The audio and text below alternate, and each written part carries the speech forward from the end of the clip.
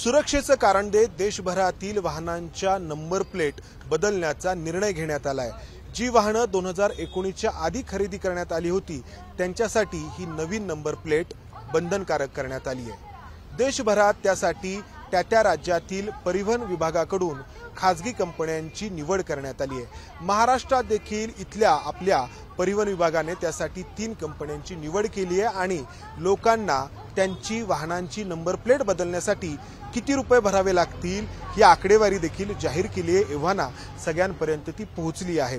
मात्र आपण जेव्हा पाहतो की महाराष्ट्राच्या शेजारी जी राज्य आहेत आणि ती राज्य त्यांच्या वाहन चालकांकडून जे पैसे आकारतायत त्यापेक्षा कितीतरी अधिक पैसे महाराष्ट्रात या खासगी कंपन्यांकडून आकारले जात आहेत। मग प्रश्न उपस्थित होत आहेत की खासगी कंपन्यांकडून ही लूट होते आहे का आणि खासगी कंपन्यांकडून होणारी ही लूट सरकारच्या साक्षीने की मर्जीने होते आहे। आपण या सगळ्या प्रकरणाचा या ठिकाणी धांडोळा घेण्याचा या व्हिडिओमध्ये प्रयत्न करणार आहोत आणि त्यासाठी आपल्या सोबत बाबा शिंदे आहेत जे परिवहन विभागाच्या एकूण या क्षेत्रामध्ये गेली अनेक वर्ष काम करतायत। सर्वात आधी ज्या 3 कंपन्यांना महाराष्ट्रामध्ये या नवीन नंबर प्लेट बदलण्याचं कंत्राट देण्यात आलेलं आहे त्या कंपन्या कोणत्या आहेत तर 3 झोन करण्यात आलेले आहेत। झोन 1 मध्ये रोसमेट्रा सेफ्टी सिस्टीम्स लिमिटेड ही कंपनी आहे। झोन 2 मध्ये रियल मॅझॉन इंडिया लिमिटेड ही कंपनी आहे आणि झोन 3 मध्ये FTA HSRP solutions private limited ही कंपनी आहे। या कंपन्यांची पार्श्वभूमी हे सगळं आपण जाणून घेणार आहोत। शिंदे सर, या कंपन्यांना हे जे कंत्राट देण्यात आलेलं आहे तर ते किती रुपयांचं आहे? हा टेंडर जे राज्य सरकारने काढले महाराष्ट्रातल्या त्याच्यासाठी 600 कोटी रुपयाचं टेंडरच्या आसपास आताचं हे टेंडर 1 एप्रिल 2019 पूर्वी नोंदणी झालेल्या गाड्यांसाठी टेंडर काढलेलं आहे। हे टेंडर काढलंय कधी? हे टेंडरच्या बाबतीत आजही बऱ्याच प्रकारचे संभ्रम आहे कारण तो पारदर्शी व्यवहार झालेला नाहीये। राज्य सरकार परिवहनाकडे याबाबत बऱ्याच वेळा आमच्या संघटनांनी अनेक वेळा पत्रव्यवहार पाठवून याबाबत माहिती मागितलेली आहे परंतु ती माहिती अद्यापपर्यंत बाहेर आलेली नाही। परंतु असं खात्रीलायक ऑफिसमधनं कळतंय की ज्यावेळेस हे नवीन सरकार फॉर्म व्हायचं त्याच्यापूर्वी हा निर्णय घेण्यात आलाय अशा प्रकारची माहिती परिवहन आयुक्त करण्यात विद्यमान सरकार आधी हा निर्णय घेण्यात आलेला असं आणि त्यामुळे तो संशयास्पद ठरतो। आता आपण महाराष्ट्रामध्ये वाहनांना त्यांची नवीन नंबर प्लेट बसवण्यासाठी किती रुपये द्यावे लागणार आहेत याची आकडेवारी सगळ्यांच्याकडे आहे। मात्र आपल्या आजूबाजूला जी राज्य आहेत तर त्या राज्यांमध्ये याच नंबर प्लेटसाठी किती आकडेवारी किंवा किती पैसे द्यावे लागत आहेत तर हे आपण पाहूयात। तर दुचाकीसाठी महाराष्ट्रामध्ये 440 रुपये देऊन नवीन नंबर प्लेट बसवावी लागणार आहे आणि त्याचवेळी गुजरातमध्ये त्यासाठी 160 रुपये मोजावे लागणार आहेत। झारखंडमध्ये 300 रुपये मोजावे लागणार आहेत। गोव्यात 155 रुपये मोजावे लागणार आहेत तर आंध्र प्रदेशमध्ये 245 रुपये मोजावे लागणार आहेत। म्हणजे गुजरातच्या दुपटीहून अधिक रक्कम महाराष्ट्रात दुचाकीची नंबर प्लेट बदलण्यासाठी द्यावी लागणार आहेत। रिक्षा 3 चाकी वाहनांसाठी महाराष्ट्रात 500 रुपये आहेत। आंध्र प्रदेशमध्ये 282 रुपये आहेत। गुजरातमध्ये 200 रुपये आहेत। झारखंडमध्ये 340 रुपये आहेत तर गोव्यात 155 रुपये आहेत। 4 चाकी वाहनं कार महाराष्ट्रात त्यासाठी तब्बल 745 रुपये आकारण्यात येत आहेत। आंध्र प्रदेशमध्ये 619 रुपये आहेत त्यासाठी। गुजरातमध्ये 460 रुपये आहेत। झारखंडमध्ये 540 रुपये आहेत। गोव्यात फक्त 203 रुपये आहेत। तर अवजड वाहनांसाठी महाराष्ट्रात 745 रुपये आहेत। आंध्र प्रदेशमध्ये 649 आहेत। गुजरातमध्ये 480 आहेत। झारखंडमध्ये 570 आहेत। गोव्यात 232 आहेत। शिंदे सर, ही अशी तफावत याचं काय कारण काही समजतंय का? काही तर्क लागतो की अशी फरक का, तफावत का? आता त्याच्या बाबतीत आपण जरा अभ्यास केला तर रोज माल्टा ही कंपनी आहे म्हणजे ह्या 3 कंपन्या आहेत।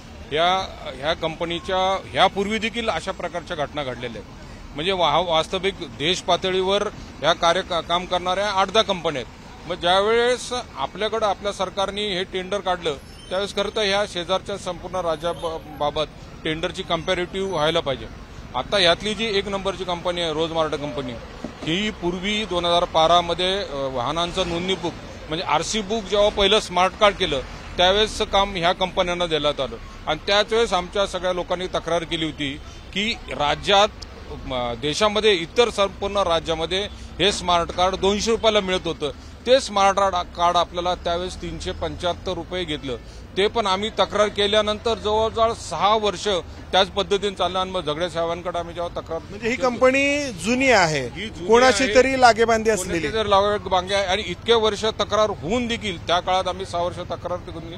झगडे साहेबांकडे आम्ही अतिशय अवधी जोर धरल्यानंतर त्यांचं काम थांबवण्यामध्ये आलं आणि आज म्हणजे अशा प्रकारची जर परिस्थिती आरसी बुकमध्ये जेव्हा महाराष्ट्रातील जनतेने 8 वर्ष इतक्या म्हणजे 150 रुपये जास्त दिले, ते हे पैसे कोणाच्या खिशात गेले? आता हे जे जास्त पैसे द्यावे लागणार आहेत की बाबा गुजरातमध्ये 160 रुपये तर आपल्या इथे समजा 450 रुपये आहेत, तर याची म्हणजे महाराष्ट्रामध्ये आपण म्हणतोय की 2 कोटीहून अधिक वाहनं आहेत, तर ही फरकाची जी रक्कम आहे तर ती देखील बऱ्यापैकी मोठी होतीये.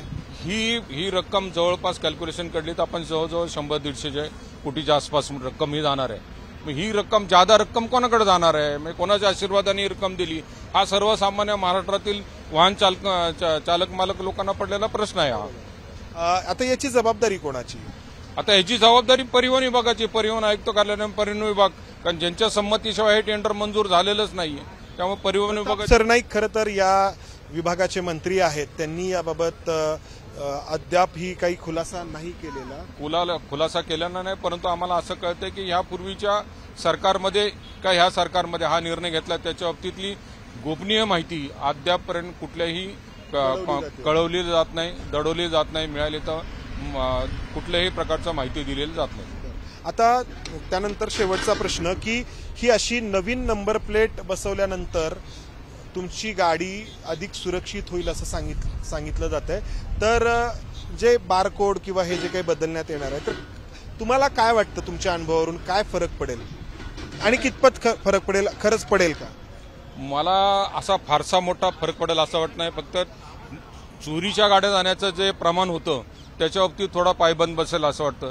परंतु माझं एक असं अजून एक मत आहे की ज्यावेळेस राज्य सरकारने इंटरसेप्टर वाहन घेतली 10 कोटीची आणि त्यावेळेस त्यांना रडार बसवण्याकरता अशोक बिल्डकॉन नावाच्या कंपनीला, जी कन्स्ट्रक्शनमध्ये काम करणारी कंपनी आहे, त्या कंपनीला रडार बसवण्याचं काम दिलं.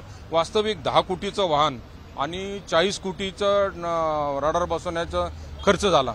म्हणजे हे पैसे कोणाचे आणि कुठल्या कशात गेले हा देखील एक मोठा प्रश्न इतक्या वर्ष आम्ही विचारतोय, त्याच्यावर कारवाई अद्याप झालेली नाही. प्रश्न अनेक आहेत. आपण ही यादी जरी पाहिली, आपण आता राज्यांमधला फरक पाहिला, तर महाराष्ट्रामध्ये कारला जेवढे पैसे आहेत तेवढेच पैसे अवजड वाहनाला आहेत. इतर राज्यांमध्ये मात्र असं नाही. हे का? असे एक ना अनेक प्रश्न आहेत, मात्र याची उत्तरं जी आहेत तर ती ज्यांनी द्यायची आहेत ते लोक देत नाही आहेत. त्याच्यामुळे संशय आणखी वाढतो. ह्याच्या बाबतीत खरं तर आमचं म्हणतं की पारदर्शी व्हायला पाहिजे. जर जीच नंबर प्लेट 2 व्हीलरची गुजरातमध्ये 150 रुपयाला मिळते, गोव्यामध्ये 150 रुपयाला मिळते, मग ती आमच्या महाराष्ट्रात तिप्पट रेटने म्हणजे 450 रुपयांनी का? असं काय वेगळं फिटमेंट त्याच्यामध्ये लागणार आहे? जे देश पातळीवर राहणार आहे तेच महाराष्ट्राच्या गाडीला नंबर प्लेट येणार आहे, मग एवढा फरक का? हा एक सर्वसाधारण महाराष्ट्रातील जनतेचा प्रश्न आहे. तर त्यामुळे सुरक्षेच्या नावाखाली हे जे काही पैसे सामान्यांकडून घेतले जात आहेत तर ती एका अर्थाने लूट आहे का, आणि ही लूट नक्की कोणाच्या खिशात जाणार आहे? कॅमेरामन राजेश बिडकरसह मी इथेच थांबतो. धन्यवाद. एबीपी माझा, उघडा डोळे बघा नीट.